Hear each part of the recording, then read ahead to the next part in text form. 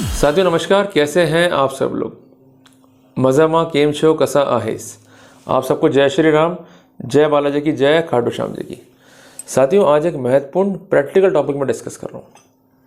साथियों बेसिकली जब court maintenance को अवॉर्ड करता है और मेंटेनेंस राशि हमें चुकता करनी होती है, मैं बात कर रहा हूँ इंट्री मेंटेनेंस के ऊपर, तो अक्सर हम ये राशियाँ कैश में अदा करते हैं या जो हमारा खाता चल रहा है सेविंग का उससे जो है पे कर देते हैं, और उस खाते में हमारे अन्य समय व्यवहार भी हो रहे हैं और पत्नी को अपन अमाउंट भी दे रहे हैं। क्लियर है। अल्टीमेटली क्या होता है कि बाद में जब आप केस को लड़ रहे होते हो तो कई बार वाइफ ऐसी आपत्तियां रेज कर देती है कि साहब हमें इंट्री मेंटेनेंस मिला ही नहीं, या मिला तो बहुत कम मिला और इस आदमी ने हमारा मेंटेनेंस ही खा लिया।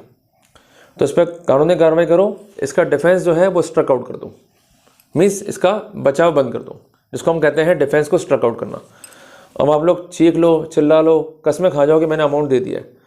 कोर्ट जो है सबूत मांगती है, और चूंकि अमाउंट आपने दिया है, अमाउंट आपके पार्ट पे गया है, तो वहाँ पर धारा 106 इंडियन एविडेंस एक्ट के पर्सपेक्टिव में ये बर्डन जो है बहुत स्ट्रिक्ट जो है आप पर हो जाता है।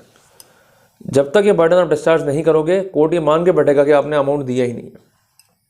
और अगर फिर भी आप मौखिक रूप से इंसिस्ट करोगे कि मैंने दे दिया है और अब कुछ शेष नहीं है, कोर्ट सुनेगा ही नहीं आपको। कोर्ट बोले कि भाई सबूत लियो, और सबूत है, सब कुछ ठीक है, सबूत नहीं है, आपको पे करना पड़ेगा। तो कुल मिला के हमने पैसा भी दे दिया, लड़की नट भी गई, और अल्टीमेटली नुकसान जो है हमारा वापस से हो गया। तो करें तो क्या करें, कैसे रोकें ऐसी पत्नियों को, और इसके लिए स्ट्रेटेजी क्या है कानून में, और हमें करना क्या है, ये जो है समझना बहुत आवश्यक है। और साथियों ये जो बेसिक प्रॉब्लम है ना, इसके साथ साथ एक इशू और भी जुड़ा हुआ है, वो है डोमेस्टिक वायलेंस कानून के तहत। साथियों डोमेस्टिक वायलेंस कानून के तहत महिलाएं ये कहती हैं कि साहब हमारे साथ जो है घरेलू हिंसा कारित हुई है, हमें विभिन्न अनुतोष जो है दिलाए जाएं, और सबसे महत्वपूर्ण अनुतोष जो है उनका होता है मौद्रिक अनुतोष, जिसको हम कहते हैं मॉनेटरी रिलीफ। इनका कहना ये होता है कि हमें हमारे पति से इतना अमाउंट जो है दिलाया जाए फॉर आर सर्वाइवल। और जब ये अमाउंट कोर्ट अवॉर्ड करती है टूवर्ड्स द इंट्री मेंटेनेंस, और ये अमाउंट जो है आप पे तो कर रहे हो बट इसकी अकाउंटिंग नहीं है आपके पास में, तो जिरह के दौरान या कोई अलग अर्जी फाइल करके वाइफ या आपत्ति ले लेती है कि मुझे तो अमाउंट मिला ही नहीं है। या जिरह में आप क्वेश्चन पूछते हो कि आपको अमाउंट दे तो रहे हैं, वो नट जाएगी मुझे अमाउंट नहीं मिला या बहुत कम मिला। अब जो बैलेंस है उसकी वो मांग करेगी आपसे, या अल्टीमेटली वो एरियर्स के लिए जो है लगा देगी एग्जीक्यूशन। अब प्रॉब्लम ये कि आप तो अमाउंट दे चुके हो, अब कुछ शेष भी नहीं है, और वो कह रही मेरा बकाया है।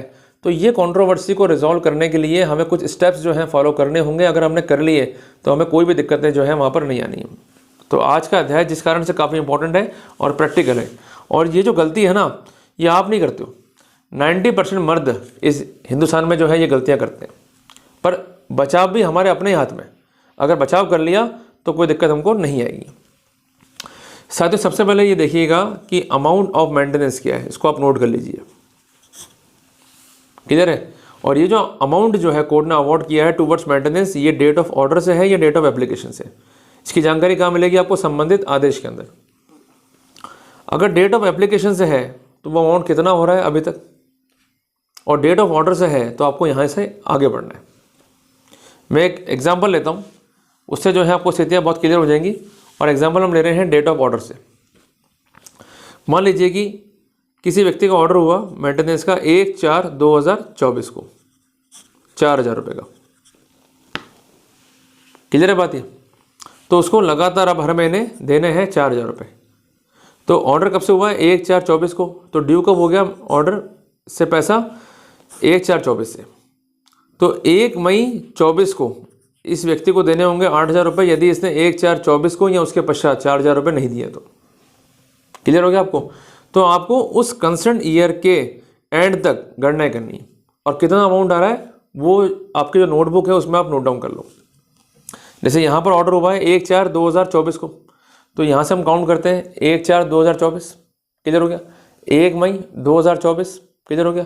1 जून 2024, फिर आ गया अपना 1 जुलाई 2024, फिर आ गया अपना 1 अगस्त 2024। ये हो गए अपने 5 महीने।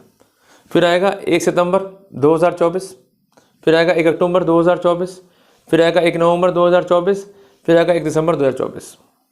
क्लियर हो गया। तो ये हो गए अपने 4 महीने। तो 5 + 4 कितने हो गए, 9।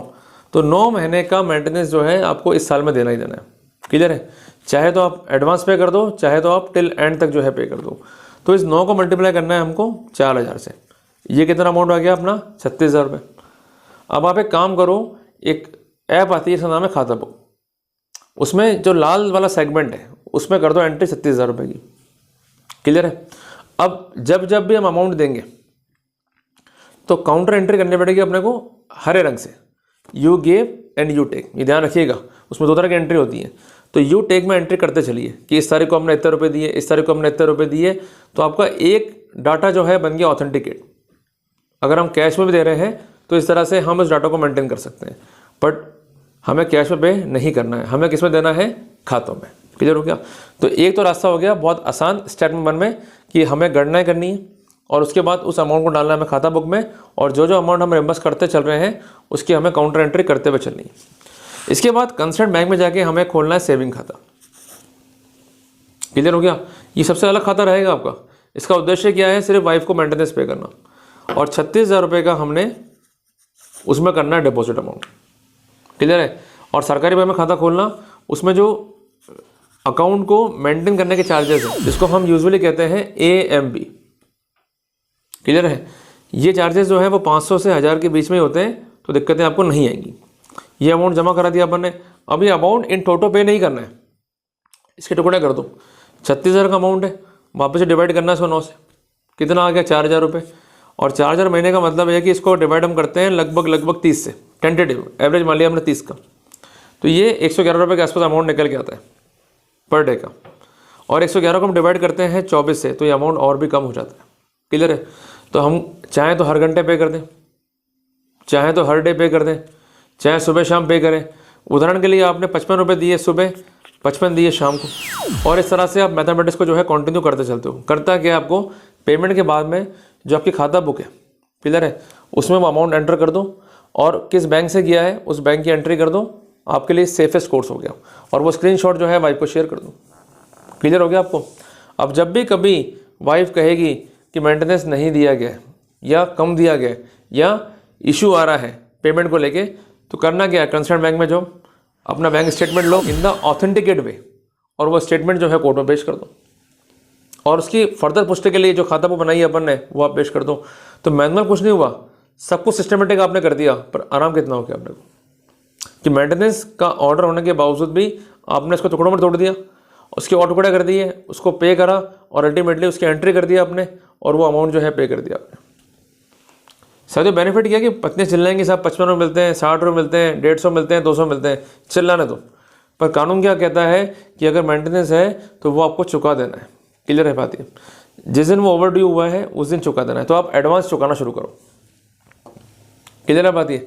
आप 1 मई का मेंटेनेंस जो है आप अप्रैल में दो, बट पॉइंट क्या है, टुकड़ों में देना है, लगातार देना है। और अपनी सेटिस्फेक्शन के लिए, अपनी एंट्रीज के लिए बैंक तो एंट्री मेंटेन कर ही रहा है आपकी, पर आप भी अपनी एंट्री मेंटेन कर लो खाता बुक नामक ऐप के अंदर। और अल्टीमेटली एक पैरेलल जो है हमने ग्राउंड रेडी कर लिया, and now we are ready कि ठीक है भाई मेंटेनेंस चाहिए ना आपको, हम दे तो रहे, मना थोड़ी ना करें। और अगर मेंटेनेंस नहीं मिला तो कह दो। और जहाँ तक बात है खाते में आपके आया या नहीं आया, अपना अकाउंट स्टेटमेंट निकाला, पकड़ा दिया उसको। तो बेनिफिट क्या हुआ कि सेपरेट खाता आपके पास में है मेंटेनेंस पे करने के लिए, तो आपके खाते की एंट्री जो है मिसमैच नहीं हुई, एंट्री को ढूंढना जो है इजी हो गया और एंट्री को पेश करना जो है इजी हो गया। अब वाइफ आपत्ति करेगी हमको मेंटेनेंस नहीं मिला है, डाली एप्लीकेशन, वाइफ से कहेगा डाली एप्लीकेशन, उसका जब जवाब देंगे तो कुछ नहीं करना आपको कि मेरी पत्नी के द्वारा ये आवेदन पेश किया गया, इसमें उसने अंकित किया है कि इस तारीख को मेंटेनेंस अवार्ड हुआ था, इस तारीख से पे होना था, और जिसके अनुसार इतना मेंटेनेंस जो है बकाया, जो भी लिखेगी वो, जबकि मैंने पूर्ण राशि अदा कर दी है, क्योंकि मेरी गणना के अनुसार पर एनम का जो मेंटेनेंस है या जो एक अवधि है उस तक का मेंटेनेंस जो है वो ये बनता है। तो मेरा कहना ये है कि इस तरह से अगर हम गणनाएं करेंगे तो हमें काफ़ी ईजी रहेगा और वर्कआउट करने में ईजी रहेगा, और जब भी कोर्ट प्रूफ मांगेगी आपसे तो आपका स्टेटमेंट जो है आपके लिए काम करेगा एविडेंस का। क्लियर है। और ये इंपॉर्टेंट एविडेंस है as per the banking guidelines, और इस पर कोर्ट भी संदेह जो है नहीं कर सकता क्योंकि बैंक इसको मेंटेन कर रहा है। और साथ में आपका दे दीजिए एफिडेविट की ये अमाउंट था, हमने पे कर दिया, इंक्लोज ऑल स्टेटमेंट, तो कोर्ट जो है जोड़ लेगा उसको, कोर्ट खुद गणना कर लेगा। और जब गणना सटीक है और अप्रोप्रिएट है तो वहाँ कोई दिक्कत नहीं है आपको। तो इसलिए विशेषता ध्यान रखिएगा कि जब भी वाइफ आपत्ति कर रही है, इस तरह की बात कर रही है, झूठ कह रही है, तो आपका बैंक स्टेटमेंट आपको बचाव करेगा। बट अमाउंट देना कैसे, संदाय कैसे करना है, कैसे मेंटेन करना है रिकॉर्ड्स को, ये मैंने आपको समझा दिया आज के कंटेंट के अंदर, ताकि दिक्कतें नहीं पड़े। तो ठीक है भाई, इस तरह से इसको चलना अपने को लेके, कहीं प्रॉब्लम अपने को नहीं है। बट बात बहुत छोटी है, पर अमूमन करते हैं कि हम लोग कैश दे देंगे, कोर्ट में जाके साइन कर देंगे, उसके बाद वो कोर्ट फाइल डिस्पोज ऑफ कर देगा, फिर जब जरूरत पड़ेगी तो फाइल ढूंढते रहेंगे, तो मुसीबतें हट जाएंगी आपके माइंड से। सब कुछ डाटा आपके पास में मेंटेन आपने कर रखा है। फ़ोन खो गया आपका, नो नीड टू वरी, खाता बुक में जो है आप डाटा को रिट्रीव कर सकते हैं after having the new installation. इसके अलावा बैंक है, उसके पास डाटा है आपका, तो दो जगह डाटा मेंटेन हो रहा है आपका, आप खुद भी कर रहे हो और बैंक भी कर रहे हैं, तो कोई दिक्कत नहीं है, कोई गुंजाइश नहीं है चूक होने की। तो इंपॉर्टेंट जानकारी है आपके राइट्स को लेकर, फॉलो कीजिए और इसको अमल में लीजिए ताकि राइट्स आपके प्रेजुडाइज